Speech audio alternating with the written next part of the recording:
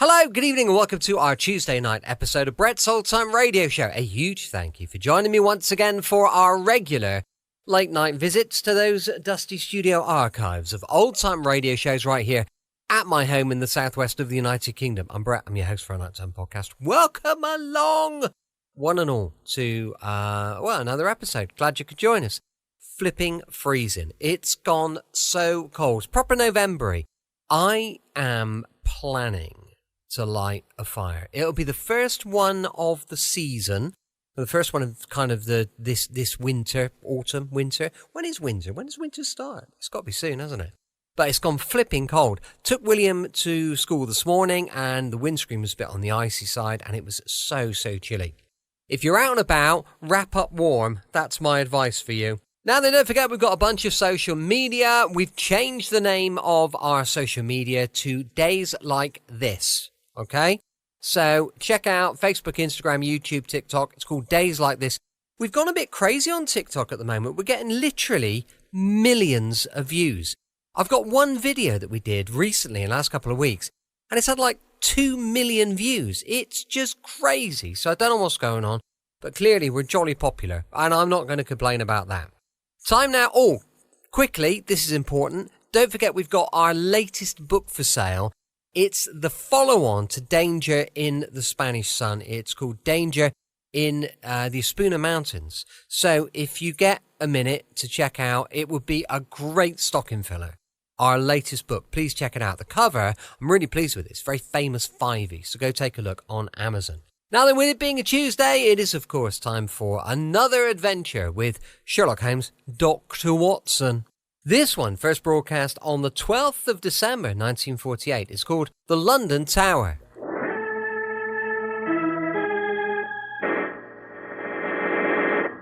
From New York City, the makers of Clipper Craft clothes for men and more than 1,200 leading retail stores from coast to coast present Sir Arthur Conan Doyle's immortal character, the world's most famous detective, Sherlock Holmes, starring John Stanley.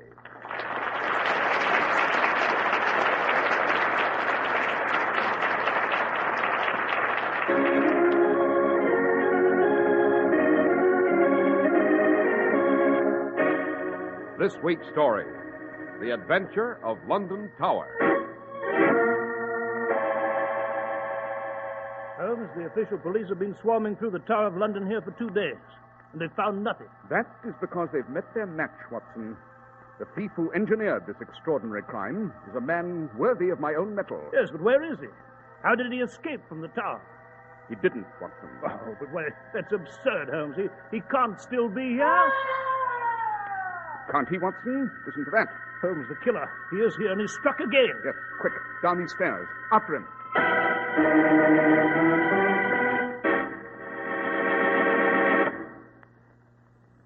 We're at the door of Dr. John Watson's study, and we're about to hear another of his adventures with the fabulous Sherlock Holmes.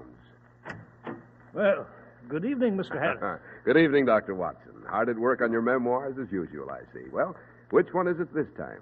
Well, tonight, Mr. Harris, I'm able to reveal for the first time an extraordinary adventure, the details of which for many years were shrouded in official secrecy.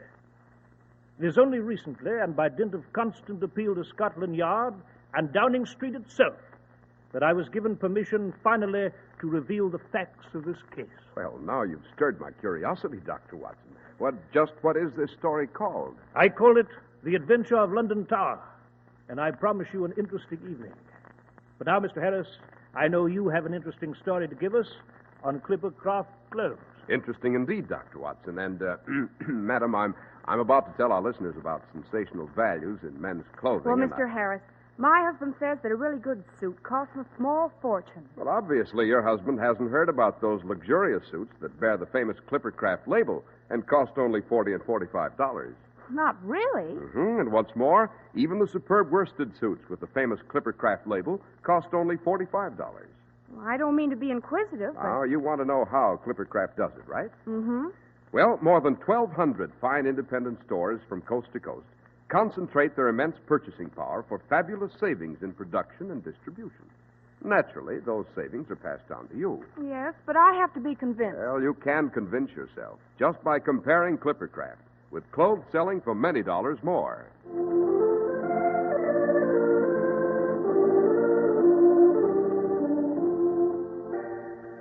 And now, Dr. Watson, what about this adventure of London Tower? Well, Mr. Harris, it was one of those cases which, if Holmes had not lived to solve it, might have dealt a shattering blow to the Empire itself. Holmes and I first became aware of an extraordinary crisis when we were roused from our beds early one morning by a personage no less than the Prime Minister himself, Lord Bellinger.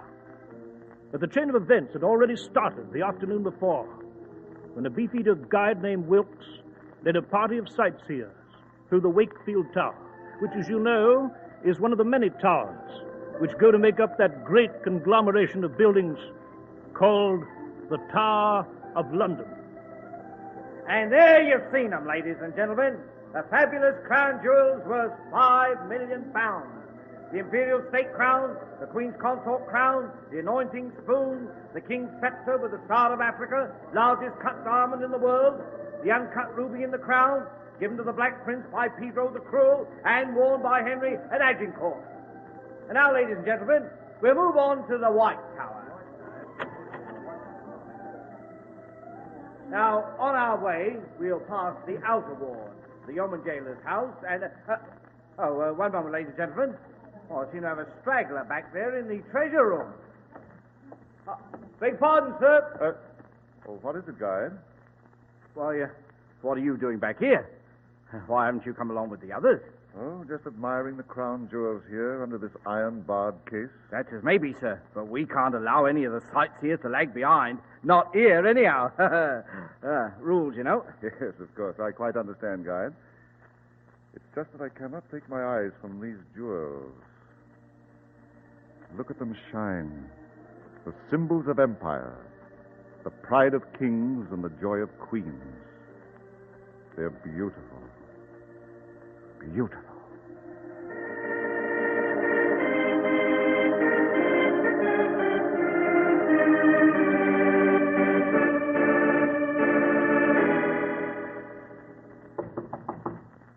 Come in.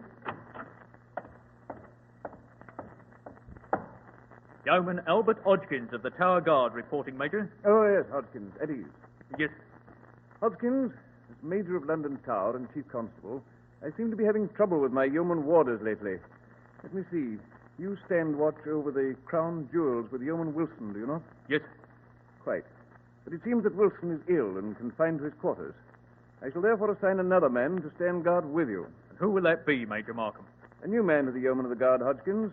His name is Digby, and he comes to us with an excellent military record. He'll report directly to you at the treasure room tonight. Very good, sir. And, Hodgkins, one more thing. Yes, Major? This man Digby was shot up a bit in the Afghan war. They did some rather crude surgery to his face. I'm counting on you to exhibit no particular reaction. You understand? Of course, Major. Very good. That'll be all, Hodgkins.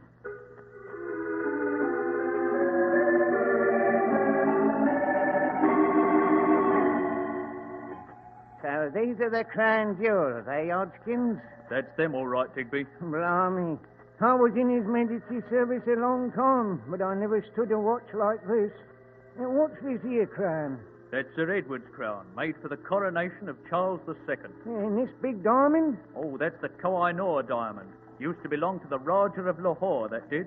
They're going to bring it to Windsor Castle. Oh, are they, Hodgkins? I said they were, didn't I? That's where you're wrong. What do you mean? This Hodgkins. No! No!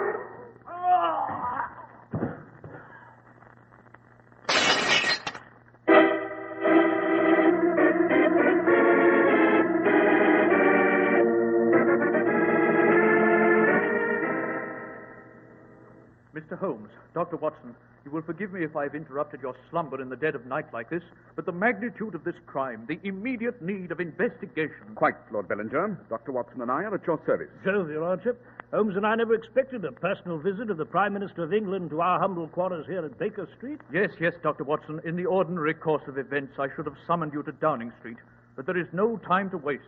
There is a terrible urgency to this whole fantastic affair. Oh, I should say so. Crown jewels stolen from the Tower of London, Tower Guard murdered. By Jove, what cheek. No one's ever tried that before. On the contrary, Watson, they have. In the reign of Charles II, an Irishman named Thomas Blood purloined the jewels and almost succeeded in getting them out of London before he was apprehended. But enough of that. Lord Bellinger, a question or two, if you please. Yes, Mr. Holmes? Is the government yet aware of this loss? Only the highest circles. The royal family has been notified, and the inner cabinet. We are striving to keep the affair a secret as long as possible. You must understand why. Quite. Oh, the crown jewels are priceless. They are indeed, Dr. Watson, and more than in just a material sense. Indeed, they are the symbols of empire. They hold our far-flung dominions and colonies together. I need not tell you the shattering impact of this news, both at home and abroad. Mr. Holmes. Yes, Lord Bellinger. I beg of you, indeed I plead with you to lend your great talents to this affair. If your genius has ever burned brightly, let it burn now. The crown jewels must be recovered at any cost. You may rest assured, sir, that we shall leave no stone unturned. Now then, as I understand it, the official police have been notified. Yes, Scotland Yard was notified immediately and threw a cordon around the whole tower. The tower wardens have locked all gates and entries. No one can enter and no one can leave. All gates have been sealed. Good. I might add that all personnel has been sworn to secrecy so as not to foment public unrest. I see. Watson? Yes, Holmes? You'd better get dressed and be off to the Tower of London at once.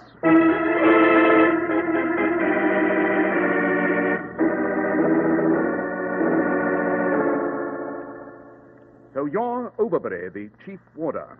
Yes, Mr. Holmes. Major Markham, the chief constable, asked me to conduct Dr. Watson and yourself to the treasure room the moment you arrived. Nothing's been disturbed, Overbury? No, Dr. Watson, nothing. We left the corpse of poor Hodgkins just as it was. Here we are.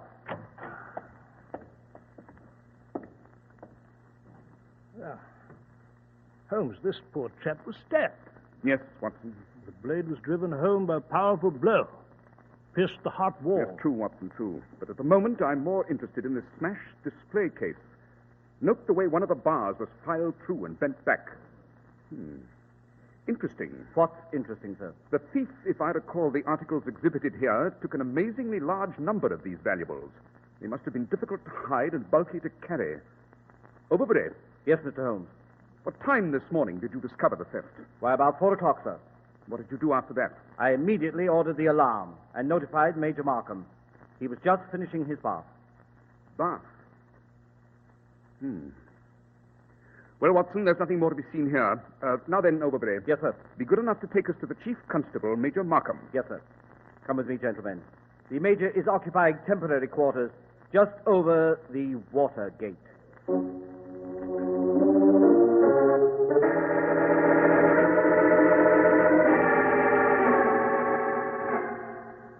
Mr. Holmes, Dr. Watson, we're at our wits' end here at the tower.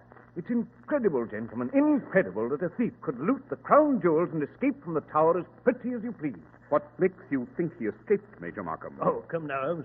You don't think the beggar's still hiding somewhere in the tower area with half of Scotland Yard and all the garrison swarming about the premises? My dear Watson, I prefer to remain skeptical until I have all the facts at hand. The tower embraces a large area. True, Mr. Holmes, true. But I assure you, we've searched every nook and corner of the tower area. We've gone through the White Tower, the Bloody Tower, the Beauchamp, and Wakefield Tower, where the treasure room itself is located. And not a sign of the thief. Seems to me we must resign ourselves to the fact that the burglar may be miles away by now, Holmes. Yes, perhaps, Watson, perhaps. Major Markham, a question. Yes, Mr. Holmes. It's obvious that this new yeoman guard you employed, this man Digby, is responsible for this fantastic crime. Undoubtedly. I presume you examined his credentials before you took him on. Certainly. They seem quite in order. A good military record and honorable discharge. Forged, no doubt. No doubt. However, we do have a clue. Indeed? What clue? The man's face. It was bloated, blotched, kind of dead chalk white and puffy in appearance. Indeed, I found it very unpleasant to look at. Oh, Joe Holmes, if we ever come across the beggar, he should be easy to identify. Sure, Watson, if we ever come across him. This vandal is a man of some parts, my dear fellow. He executes the most fabulous crime of the century, vanishes into thin air, disappears through stone masonry, so to speak, and all without a trace. Major Markham. Yes, Mr. Holmes? I should like to question the tower guides at once.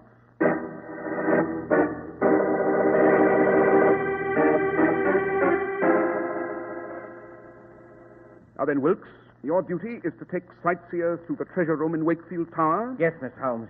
And I might say that I noticed one mighty suspicious bloke among the crowds yesterday afternoon. Indeed? What do you mean, Wilkes? Why, Dr. Watson, this here gentleman was loitering around the crown jewels. I had to go back and get him to move on. The fella couldn't tear himself away. But there was something about him, a look about him. What kind of look? Well, he had a high, full forehead and a big, thin nose and a thin face, like a knife almost, and a big, drooping moustache. Wilkes, one moment. This man's eyes, what color were they? Oh, Holmes, what the devil... Please, Watson. Try to think, Wilkes. What color were this man's eyes? Why, they were blue, Mr. Holmes, and the eyelids drooped a little. Uh-huh, Watson, it's he. I'm sure of it. Dash it all, Holmes, who? I prefer not to mention his name until I'm sure beyond all reasonable doubt. But he's certainly capable of a fantastic plot like this, and the high stakes are much to his liking. Watson, if this man is indeed our quarry, this genius of crime, it'll take a near miracle to recover those crown jewels and restore them to their rightful place.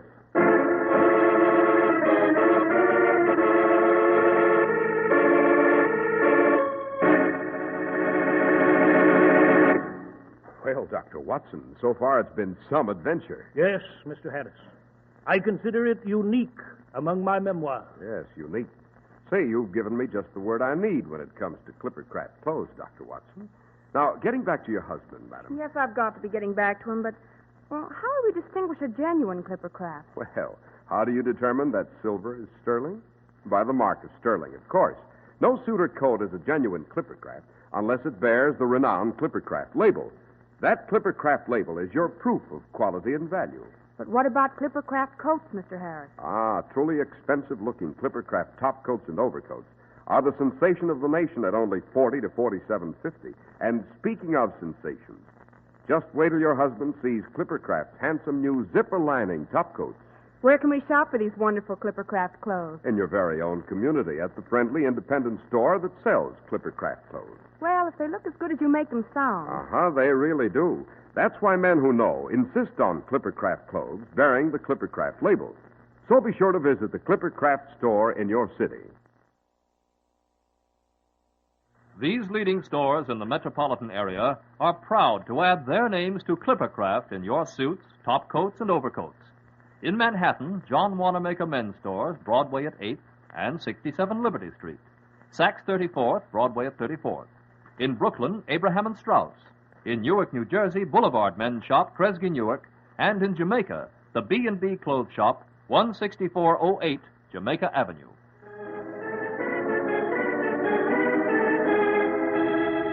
And now, Dr. Watson, you were relating to us the adventure of London Tower. Yes, Mr. Harris, I was. As Holmes continued to question the beefeater guide Shopley, I saw that Holmes's face was like a mask, his gray eyes narrowed, and I knew he was training every one of his brilliant faculties to trap and finally bring to heel the mysterious and formidable criminal of London Tower. Finally, as Holmes and I were ascending the steps between the Bloody Tower and the guardhouse, Holmes said, Watson, it's my considered opinion, after a careful examination of the facts, that the crown jewels are still somewhere here in the tower. What? Precisely. And I'm positive that the thief is still in the tower as well. Well, Holmes, for once I must disagree with you. Why, the official police have been swarming through the whole tower area for days. True. But even if they find the thief, they'll never recognize him. Oh, dash it, Holmes, what are you driving at? The chief constable of the tower, Major Markham, clearly identified the bogus garden killer Digby as having a bloated, puffy white face. Quite. But it's the thin-faced man with the cold blue eyes, the tourist with the drooping moustache, who's the key to this extraordinary affair. Oh, perhaps, Holmes. At this point, my dear Holmes, I'm thoroughly confused. As to the jewels themselves, you said they're still in the tower. And with good reason, Watson. You observed that several of the heavier pieces, crowns, scepters, maces, and so forth, were missing from the glass display case. Yes, but what of it? The thief would need a large bag, indeed a sack, to carry those bulky items.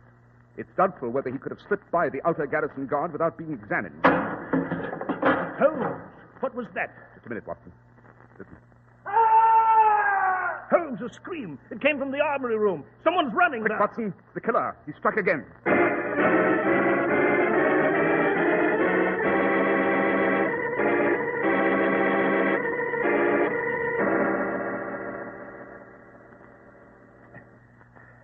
Holmes, it's the Chief Warder, Overbury. Yes.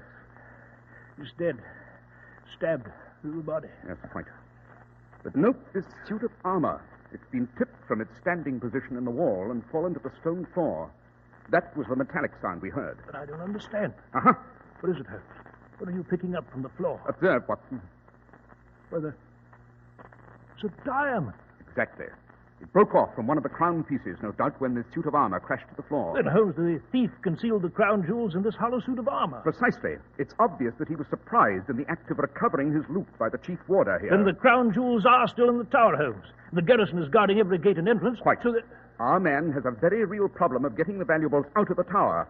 And therein, Watson, lies our hope of success. Holmes, should we rouse the tower garrison? The killer was here just a moment ago. No, my dear fellow, it'd be quite useless. The tower's a very large place, and if I know our man, he'll be much too clever to leave himself exposed for very long. Come, Watson. Where to, Holmes? We had better notify the chief constable of this new tragedy.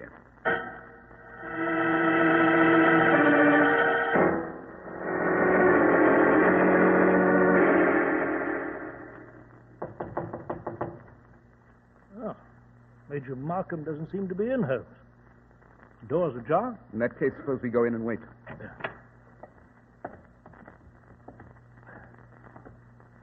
Rather an impressive view from this barred window here, don't you think, Watson?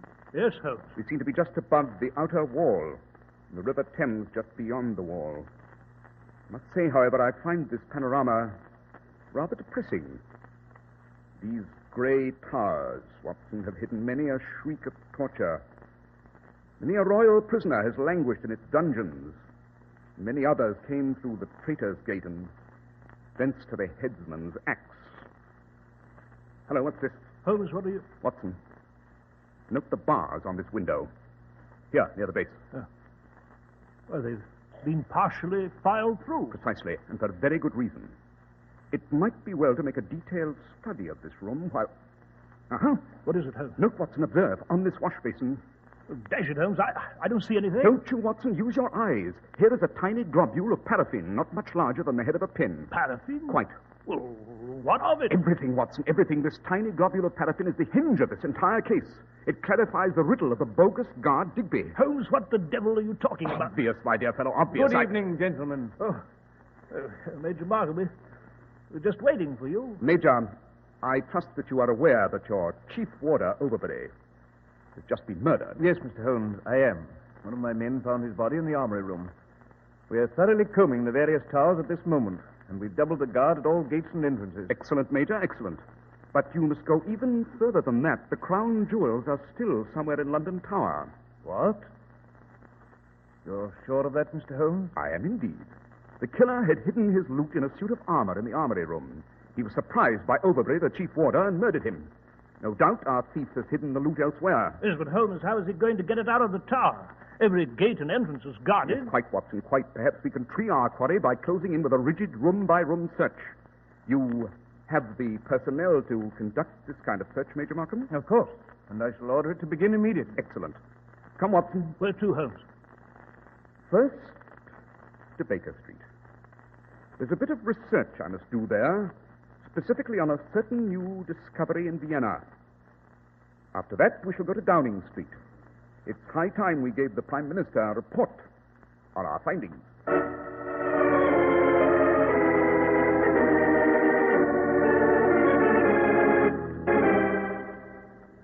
Mr. Holmes, Dr. Watson, I have left an emergency meeting of the inner cabinet to see you, and I pray that you have good news. Be of good cheer, Lord Bellinger. We've made considerable progress. I'm almost positive of the identity of the vandal who stole the jewels. Ah, but the jewels, the crown jewels, where are they? It is imperative that they be recovered soon, Mr. Holmes. Already rumors are sweeping London. The news has somehow leaked out, in spite of the fact that the newspapers have not printed a word of the story.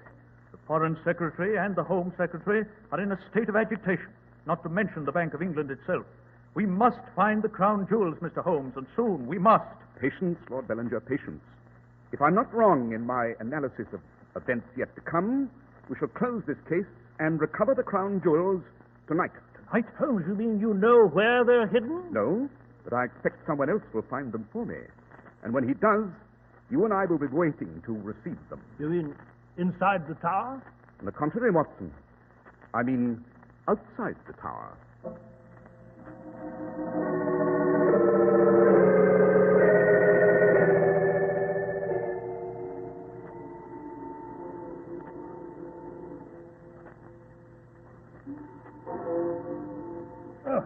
2 o'clock, Holmes. Yes. Why the deuce are we standing outside this tower? No one can get in or out without being challenged by a guard. Anyway, it's cold enough out here by the river wall to chill the marrow of a man's bones. Why this tower watch in the dead of night? Because, Watson, I expect the purloiner of the crown jewels to put in an appearance at any moment. Like the cornered fox, the hounds close in, and he must break away before it's too late. But, Dashit, I don't understand her. Watson. Eh? What is it? Look at that window, high in the tower. Oh, there's a man crawling through the window. Under that small rampart. Yes, and note, there's a bag slung over his shoulder. Yes, you're right, huh? But the deuce is... Watson, quick, shrink back into the shadow here. What is the point? Someone's just lit a match over there at the far end of the river wall. Obviously a signal. You mean he's a Confederate? He is indeed, and more than that. He's the brains behind this extraordinary coup. One of the cruelest and most brilliant criminals of a generation, Colonel Sebastian Moran. What? Colonel Moran? But look, Holmes, on the rampart. He's flinging the sack out into the river. Yes. It's landed in the water. Yes, but Watson, look over there at Colonel Moran. He has a rifle. Yes, he's pointing it at the man up there. He's been hit. He's falling, Holmes. Quick, Watson, after him. Halt, Moran! Holmes, he's raising his gun. Quick, your revolver. Good shot, Watson. You winged him in the arm. He dropped his gun.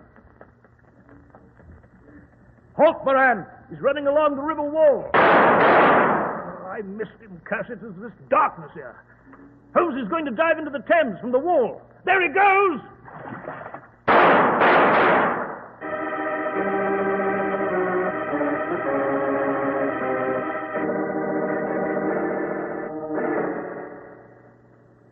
Well, Holmes, I'm afraid Colonel Moran made good his escape. Yes, Watson swam underwater, no doubt, and escaped in the darkness. Man has a charmed life. Well, here we are at the spot where the sack was flung into the river from the tower window. There's that heavy sack. How can we possibly... When they drag the Thames for it, Watson, I have no doubt they'll find the sack filled to the brim with the crown jewels of England. By Jove! So the man in the tower... Was Major Markham, obviously. Major Markham? Yes. He murdered Hodgkins and the chief warder and stole the crown jewels. He did indeed. But he was only a secondary factor, an accomplice. It was the fertile brain of Colonel Sebastian Moran which hatched this clever scheme. And Moran shot Markham because he didn't want to share in the spoil. Precisely. Once Markham had delivered the crown jewels, Colonel Moran had no further use for him. Dropping the bag through the window was obviously a method for getting the loot out of the guarded tower. It would be easy enough later for Colonel Moran to recover the sack with grappling irons. Oh, Dashiell Holmes, I confess I'm confused. The villain, as I understood it, was a bogus guard named Digby, with a blotchy, puffed-up white face. Precisely, Watson. But Digby and Major Markham were one and the same man. What? An ingenious trick of double identity. You remember the globule of paraffin we found in Markham's quarters? Oh, yes. It came from a hypodermic needle, a new medical technique recently discovered in Vienna. By injecting hot paraffin into the face, it's possible to change the facial contours and the shape of the features completely. The deuce, you say? Thus, Markham transformed himself to a puffy, white-faced guard and dubbed himself Digby. He came out of his office, killed Hodgkins, stole the crown jewels and hid them. Then he returned to his quarters and took a hot bath at the rather unusual hour of 4 o'clock in the morning. Holmes, you mean the hot bath? Right. The paraffin oozes out of the pores when subjected to warm vapor and hot water. And by this method, Digby became Markham again. And all the while, the official police were looking for a puffy, white-faced man. Yes, it's no wonder they didn't find him, since he never really existed. Holmes, I must congratulate you on a brilliant piece of work. Well, I suppose now we shall inform the Prime Minister that the crown jewels lie at this spot, at the bottom of the Thames, and can easily be recovered. Eh? Exactly.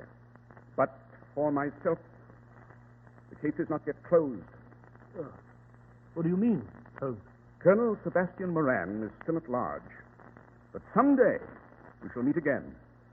And next time, Watson, I promise you we shall settle our account for good.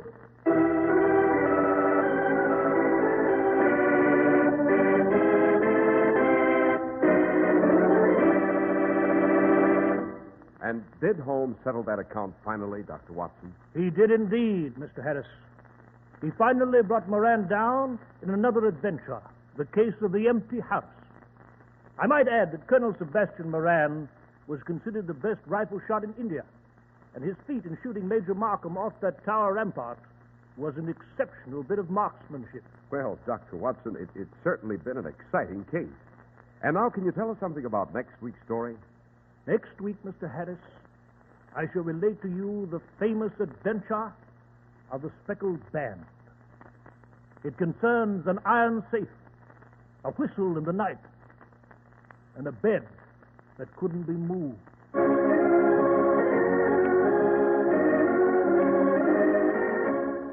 The makers of Clippercraft clothes in more than 1,200 stores from coast to coast have brought you another in the new series of broadcasts featuring the world's most famous detective, Sherlock Holmes.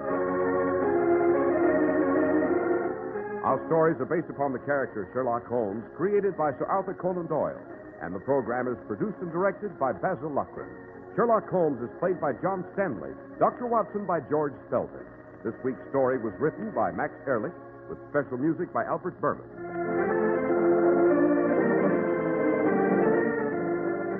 If you don't know your Clippercraft dealer, write Clippercraft, 200 Fifth Avenue, New York City. Be sure to listen next week to Sherlock Holmes in The Adventure of the Speckled Band.